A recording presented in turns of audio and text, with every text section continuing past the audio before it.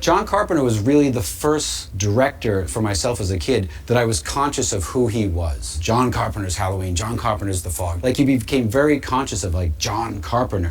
And I don't know why one particular filmmaker will just define a period in your life, but that is how I think of John Carpenter's movies. Every movie just seemed to tap into something in our teenage brains that we loved. I like movies with simple situations, you know, and that's what John has. It's just that knack for, here's such a simple premise that as soon as you hear it, you can't wait to see it. You see a million movies and you come out and go, hum me one piece of music from that movie.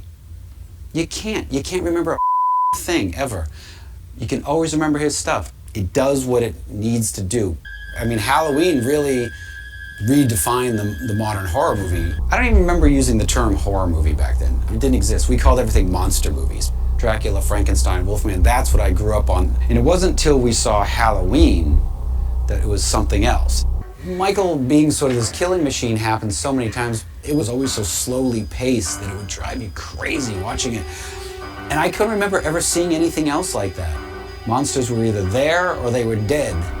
It just kind of blew you away. It wasn't more than a crowd pleaser, it was a complete game changer for the entire industry, in a sense.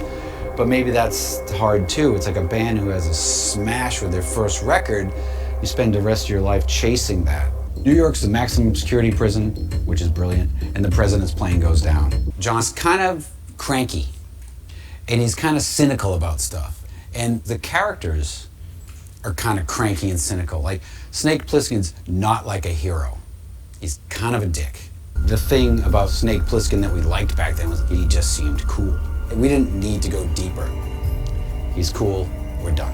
Everybody I know who does effects, that's the reason they do effects for a living. That's the only thing they ever cite. Making The Thing was heartbreaking because you made something that you can look at and go, this is great, and then it doesn't connect, and you're just like, what the He made so many movies that were perceived as failures critically and at the box office at the time that now everyone hails as classics. Talking about how Carpenter's influenced the horror genre of my generation is impossible because for me, it's always been there. It's like you can't even imagine a time when it didn't exist.